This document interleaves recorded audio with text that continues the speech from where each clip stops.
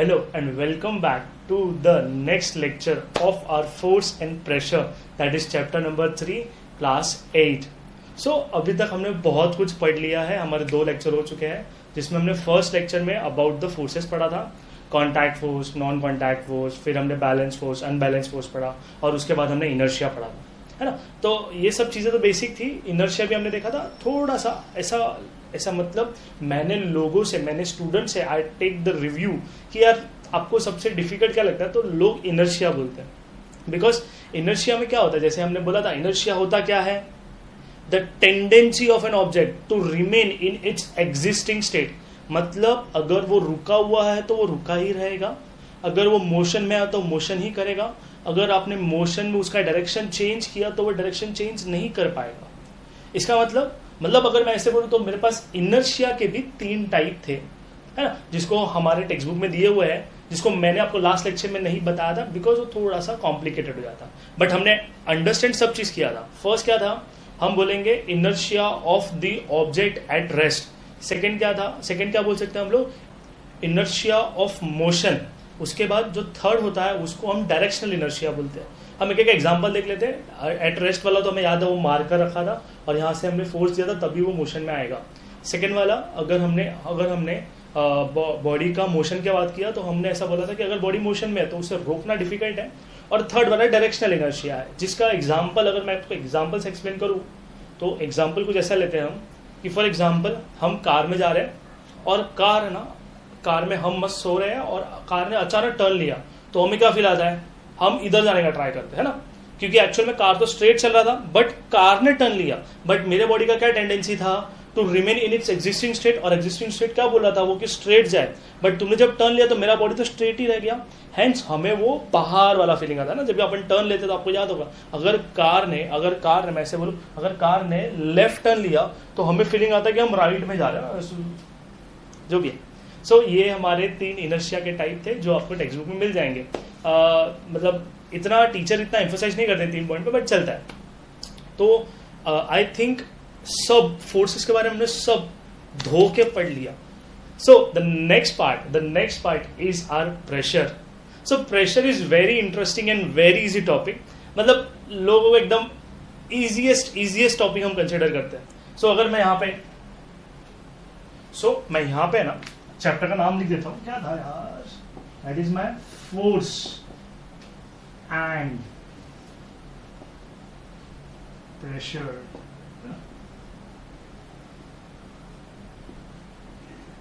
Okay, so हमने force discuss कर लिया है. इस लेक्चर में हम डिस्कस करेंगे अबाउट द प्रेशर. अब प्रेशर है ना, प्रेशर बहुत इंटरेस्टिंग है. आपने कभी प्रेशर सुना है? शायद हम साइकिल के ना, वो साइकिल वाले के पास जाते हैं, जैसे फॉर एग्जांपल अगर आप साइकिल चलाते हो तो आपको पता होगा, अगर हम बोलते कि शायद साइकिल में एयर का प्रेशर कम हो गया, इसके लिए हम साइकिल वाले के पास जाते हैं. वो क्या करता है, उसके पास एक बड़ा सा टैंकर होता है अंदर से, और उसे कंप्रेसर बोलते हैं, जो भी बोलते हैं. वहां से एक वायर निकलता है और वायर वो हम साइकिल में से प्रेस करता है और उसमें से एयर ब्लो होती है अंदर. मतलब एयर हम क्या कर रहे हैं, हम ऐसा माउथ से ऐसा ब्लो कर सकते क्या एयर अंदर? नहीं ना. क्यों नहीं कर सकते? क्यों नहीं कर सकते? बिकॉज वो शायद उस अंदर से एयर का जो प्रेशर है वो बहुत ज्यादा होता है, और अगर हम इसको ब्लो करने जाएंगे तो पहले वो एयर अंदर दे देगा हमें, है ना. और हमने बहुत बार देखा भी है, जैसे गर्मी में जब रोड पे जब ट्रैक्टर या कोई बड़ा ट्रक चलता है और अगर साइड से अगर उसका एक टायर बर्स्ट हो जाता है ना, अगर बाजू में कोई अगर एक बाइक भी ट्रैवल कर रहा है तो वो साथ में उड़ जाता है. और ऐसे हमने एक्सीडेंट बहुत सारे देखे हैं जिसमें टायर आता है, टायर बर्स्ट हो जाता है और उसमें वो साइड में अगर एक बाइक भी ट्रैवल करे तो बाइक पूरी की पूरी उड़ जाती है ना. तो उन सब में होता क्या है, एयर प्रेशर. हम जब स्विमिंग भी करते हैं तो स्विमिंग में जब भी हम ऊपर से जब नीचे जाने का ट्राई करते हैं, पानी की जैसे डेप्थ में जाते हैं तो हमें क्या बोलते हैं कि ना एक लिमिटेड डेप्थ तक अंदर जा सकते हो. उसके बाद क्या होगा, तुम्हारे पे प्रेशर बढ़ जाएगा. किसका प्रेशर रहेगा वो वहां पे? अभी कौन सा प्रेशर हो गया, अभी मैं बोलूं वो पानी का प्रेशर आ गया, है ना. The pressure applied by the water, है ना. अब ऐसे ही बहुत सारे अलग अलग प्रेशर होते हैं. जैसे हम सॉलिड की बात करते हैं, फॉर एग्जाम्पल मैं आपको एग्जाम्पल देता हूं. मेरे पास एक स्केल है, रुको. अब फॉर एग्जाम्पल ये मेरे पास ये स्केल आ गई. अब मैंने क्या किया, इस स्केल पे ना, ये मेरा जो बॉक्स है जिसपे थोड़ा सा मैंने डिजाइन रन कर लिया है, सो अगर मैंने इस बॉक्स पे ये इधर सेंटर, फॉर एग्जांपल देखो मैंने यहाँ से रखा और यहाँ से ऐसा रख दिया, ठीक है। अब ये कैसे बीच से ऐसे ऊपर नीचे हो रहा है, इसको हम प्लैंक बोलेंगे। क्या बोलेंगे? प्लैंक। अब इस पे ना फॉर एग्जांपल मैंने सेंटर में ऐसा रख दिया, अब जैसे मैंने सेंटर में रखा, I can balance this but I can show you. अगर मैंने सेंटर में ऐसा रखा, यू कैन फील ना, सेंटर में रखा तो मैं बोलूँ ये ऐसे होने लगेगा और मे बी ये टूट जाए, है ना। अगर मैंने इसका जो एरिया, जो छोटा सा एरिया ना, छोटा सा एरिया है, अब इसका एरिया मैंने और छोटा कर दिया और यहां पे रखा होता तो जल्दी टूट जाता। तो अगर फिर भी मेरे को इसको बैलेंस करना, तो मैं क्या करूं? अगर फिर भी मेरे को इसको बैलेंस करना है, so what should I do? Obviously logic से बात है ना, इसको ऐसे कर दो, है ना। मतलब अगर मैं ऐसे बोलूं, ऐसे कर दिया, तो किया क्या मैंने इसका एरिया बढ़ा दिया, एंड ड्यू टू विच ये प्लैंक अभी नहीं टूटेगा। सो इस पे हम वापस आएंगे, बट अभी के लिए हम इसको इधर छोड़ते हैं कि हाँ इतना में समझ में आ गया। सो अगर मैंने ऐसे ही साइकिल लिया और साइकिल में जैसे एयर ब्लो किया, तो हमने ब्लो किया, तो अगर आपको पुराना मेथड याद है, तो पुराना एक पंप होता था, उससे हम ऐसे प्रेस करते थे और उसमें से एयर अंदर जाता था, है ना। So what I am doing, I am applying the force and air is creating, I can say air is blowing inside the cycle, है ना, साइकिल टायर जो भी है। सो हमें ये समझ में आ रहा है कि यार कहीं पे तो हमने लगाया फोर्स, कन्वर्ट किस में हो गया? प्रेशर में। So I can say are pressure and force are related. Let's see and demonstrate an example, या फिर हम जैसे एक्सपेरिमेंट देखे थे लास्ट लेक्चर में, एक्टिविटी देखा था, वैसे हम एक्टिविटी एक और परफॉर्म करके देखते हैं। अब इस एक्टिविटी में क्या है, मेरे पास एक नेल है ना, पॉइंटेड नेल अगर आपको दिख रहा है यहाँ पे, और एक ऐसे वुडन का प्लैंक है। अब इस पॉइंटेड नेल से अगर मैंने, जैसे ये वो जो होता है ना नोटिस बोर्ड पे लगाते हैं वो वाला है, so if I apply the pressure with my thumb, body में रहा है, मुझे पता है कितना फोर्स लगा रहा, तो वो अंदर घुस जाएगा, है ना, वो बोर्ड के अंदर घुस जाएगा। So if I am applying the force, वो क्या होगा, वो अंदर चला जाएगा, है ना। अब हम सिचुएशन कुछ और करते हैं एंड विल अंडरस्टैंड क्या होता है। हम यहाँ पे देखते हैं। अब मैंने नेल का डायरेक्शन चेंज नहीं किया, मतलब नेल ऐसे है तो यहाँ पे भी ऐसे ही है, मतलब पॉइंटेड वाला आगे यहाँ पे ये आपके लिए राइट साइड में है, तो यहाँ पे भी राइट साइड में ही है। अब जैसे ही मैंने ऐसे उल्टा कर दिया है और अभी मैंने वुड में डालने का ट्राई किया, वुडन प्लैंक के अंदर उसको प्रेस करने का ट्राई किया, तो क्या होगा? आई कैन से वो अंदर नहीं जाएगा and it may hurt my finger या माई थंब, है ना। तो यहां पे हुआ क्या, यहां पे इजीली चला गया, यहां पे नहीं गया। चलो मैंने इजीली भी नहीं गया, तो मैंने यहाँ पे हैमर यूज किया, और हैमर में शायद अगर मैं धीरे से भी करूंगा तो भी वो अंदर चला जाएगा। वैसे अगर यहाँ पे मैंने हैमर यूज किया, तो मे भी शायद नेल का जो एज वाला पॉइंट है, जो पॉइंटेड एरिया है, वो बेंड हो जाए या टूट जाए, बट वो अंदर नहीं जाएगा। तो इन दोनों में डिफरेंस क्या था? आई कैन से फोर्स वही था, मतलब यार मैंने फोर्स यहां से भी हाथ से किया था, यहाँ पे भी हाथ से किया, फिर थंब से किया, यहाँ पे भी थंब से किया, या फिर मैंने यहाँ पे भी हैमर से जितना फोर्स लगाया उतना ही फोर्स यहाँ पे भी लगाया। अगर मैं ऐसे बोलूं कि अगर मैंने फोर्स लगाया है 100 न्यूटन, आपको याद है ना 100 न्यूटन, मतलब Newton is the unit of force. तो अब नॉर्मली लोग बोलते हैं हमने इतना फोर्स लगाया उतना फोर्स लगाया, हम बोलेंगे 100 न्यूटन का लगाया। कितना लगाया? 100 न्यूटन। अगर आपको इसको वेट से रिलेट करना है कि यार सर थोड़ा सा अगर प्रैक्टिकल लाइफ से रिलेट करो, तो 100 kg इज अप्रोक्सीमेटली 10 kg, मतलब आपको सिर्फ डिवाइड बाय 10 करना है ना। तो अगर मैंने 100 न्यूटन का फोर्स बोला, अगर मैंने आपको 100 न्यूटन का फोर्स बोला, तो सिर्फ आपको डिवाइड बाय 10 करना है, तो उतना कितना आ जाएगा मेरा वेट। तो मैंने इतना वेट लगाया उस पर और वो अंदर घुस गया। अब यहाँ पे लगाया तो कुछ नहीं हुआ, मैंने 1000 लगाया तो भी कुछ नहीं हुआ। यहाँ पे कितना लगाया मैंने? 100 लगाया, तो वो अंदर चला गया। बट यहाँ पे अगर मैंने फोर्स बढ़ाया भी, तो भी वो अंदर नहीं जाएगा। अब अंदर नहीं जाने का reason, if you can relate both of this, अगर हम ऐसा बोले कि शायद ये वाले नेल में एकदम एज में पॉइंटेड है, मतलब एरिया बहुत कम है। अब इधर क्या है, इधर जब एज वाला पॉइंट आता है वहां पे तो एरिया सबसे मैक्सिमम हो गया, है ना। अगर मैंने वेजिटेबल्स भी लिया, वेजिटेबल्स को कट कैसे करते हैं, हम नाइफ लेके ये वाला पॉइंटेड एज है, इसको पॉइंटेड एज बोलते हैं, और ये वाले को ब्लंट एज बोलते हैं। ब्लंट मतलब जो पॉइंटेड नहीं है, ऑपोजिट ऑफ पॉइंटेड, उसको ब्लंट बोलते हैं।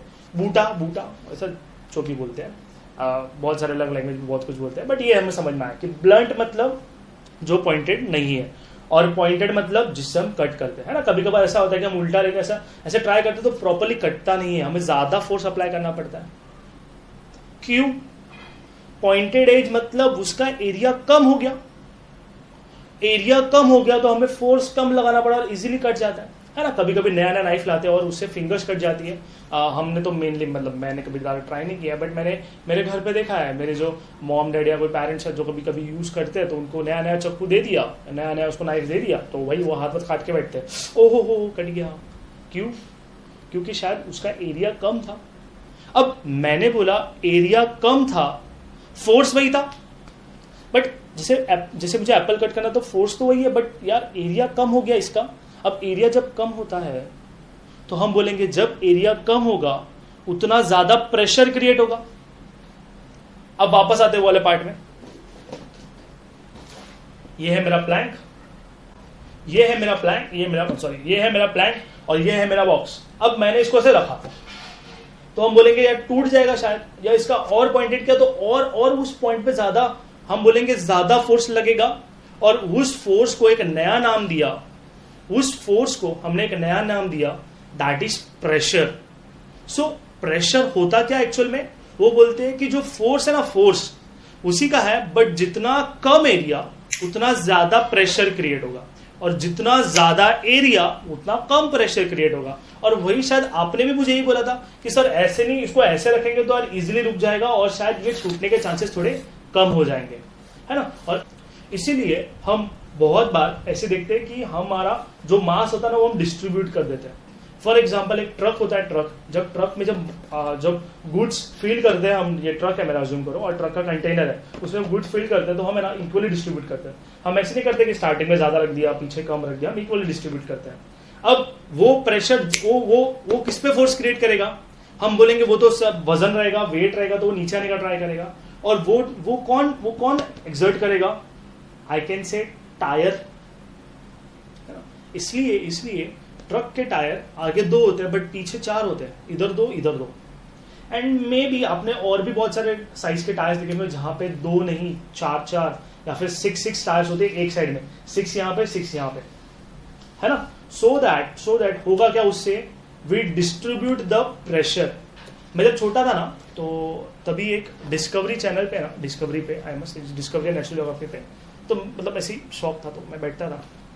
सो तभी मैंने एक वीडियो देखा था जिसमें वो क्या करता है, एक है ना एक बड़ा सा ब्रिज क्रिएट करते हैं। अब that was the biggest bridge at that time, मतलब अप्रोक्सीमेटली इट वाज 2013 या 14 I must say. So that was the biggest bridge in the world, so size भी बड़ा रहेगा। So they have manufactured a truck with a tyre of 1600 wheels. एक truck था जो crane था, उसका टायर का साइज कितना था, 1600। अब 600 क्यों, एक बड़ा टायर लगा दे तो काम हो जाता, या फिर 2 टायर लगा दे तो काम नहीं होता, 4 लगा दे तो भी काम नहीं होता, नहीं। क्यों? क्योंकि वो जब टायर होता है, टायर जब सरफेस से टच होता है, I just tell you the reason, थोड़ा सा बड़ा देख लेता एक बार। ये सरफेस है और ये टायर है मेरा, तो हम बोलेंगे देखो ये पूरे ये देखो ये व्हील होता है। अब व्हील पे फॉर एग्जाम्पल ये पूरा कंटेनर है, अब पूरा कंटेनर इस टायर पे प्रेशर देगा और वो टायर किस पे प्रेशर आएगा, इस व्हील पे आएगा।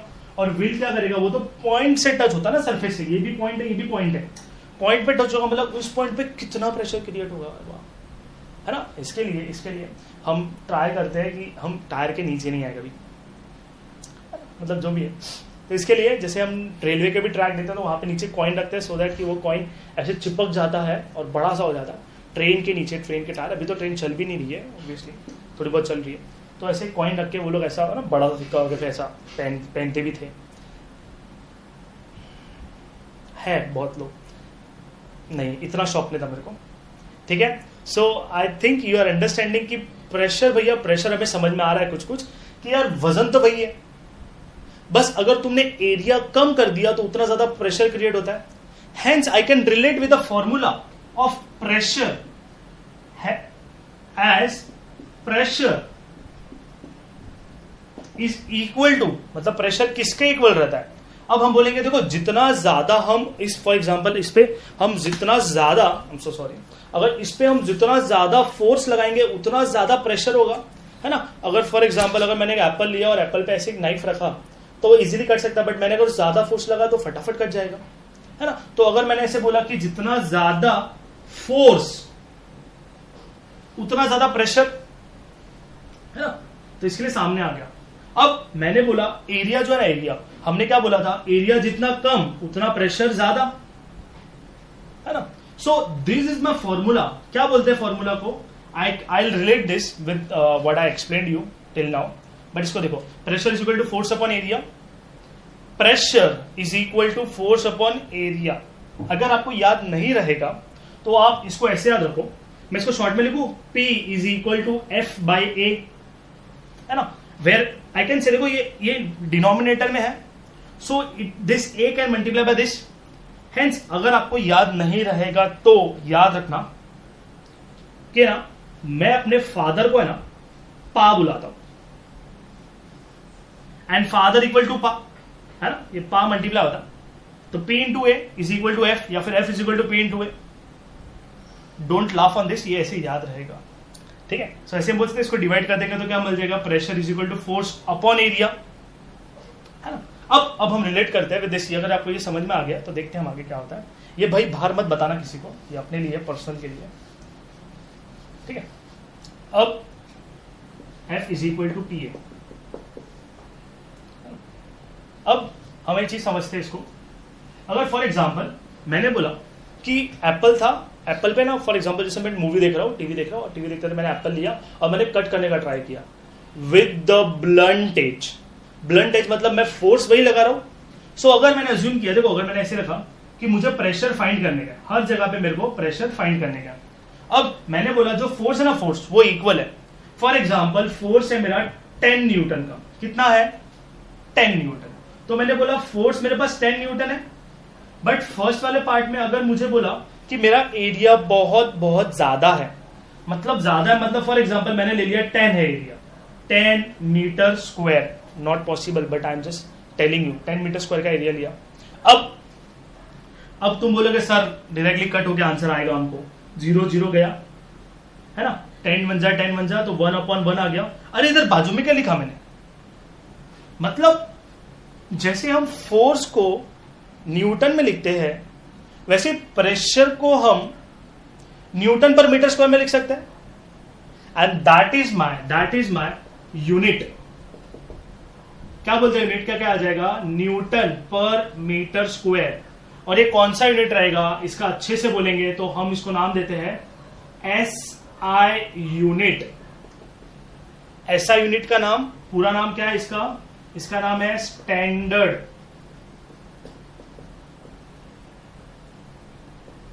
International unit.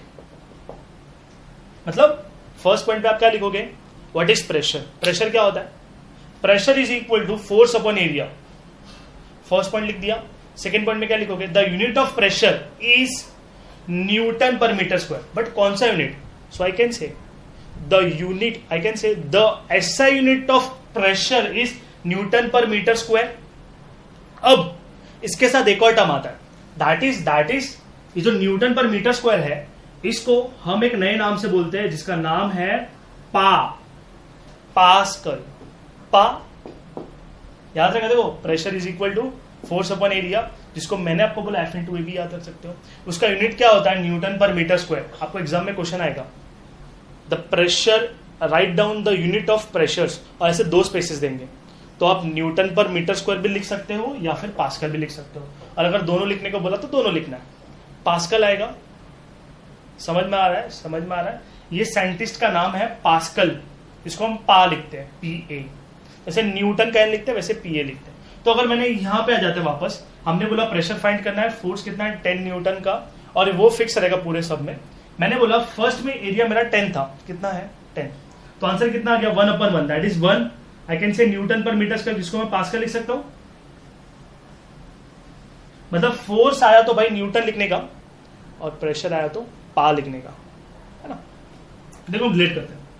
हमने बोला एरिया इधर 10 है, हमने इधर एरिया लिया, सेकेंड वाले में मैंने एरिया ले लिया 5, तो प्रेशर निकालना है हमको, फोर्स वही है, एरिया हम रिड्यूस कर रहे हैं, अगर एरिया रिड्यूस कर दिया कितना कर दिया 5 मीटर स्क्वायर, अब 5 हो गया मतलब 5 1 जा 5 2 जा, हेंस पास्कल पी कितना आ गया, आई कैन से 2 न्यूटन पर मीटर स्क्वायर, ऐसे भी लिख सकते हैं न्यूटन, ये पर मतलब नीचे है और ये मीटर स्क्वायर, जिसको हम पास्कल भी बोलते हैं। I think you are understanding कि हो क्या रहा है। अगर मैंने एरिया कम कर रहा हूं वैसे वैसे प्रेशर बढ़ते जा रहा है। एक और एग्जांपल ले लेते हैं, लास्ट वाला। अगर मैंने प्रेशर वही देखा, इसको हटा देते हैं, प्रेशर मैंने फोर्स वही रखा दैट इज 10 न्यूटन का, एंड मैंने नीचे का एरिया मैंने कर दिया 2 मीटर स्क्वायर, पहले में 10, सेकेंड में 5 एंड थर्ड में 2। अब बताओ प्रेशर क्या हो जाएगा, ये 2 1 जा 2 5 जा, hence it will be 5 newton per meter square, that is pressure is equal to 5 pascal. हुआ क्या I can say if area is reducing या फिर area is decreasing, hence the pressure is increasing and vice versa मतलब उसका opposite. अगर area increase हुआ, if the area is increasing so pressure will decrease. हम relate करते हैं, पहले हमने ऐसे प्रेशर किया, इतना ऐसे फोर्स दिया तो इतना प्रेशर क्रिएट नहीं हो पाया, फिर मैंने क्या किया, मैंने इसका एरिया कम कर दिया।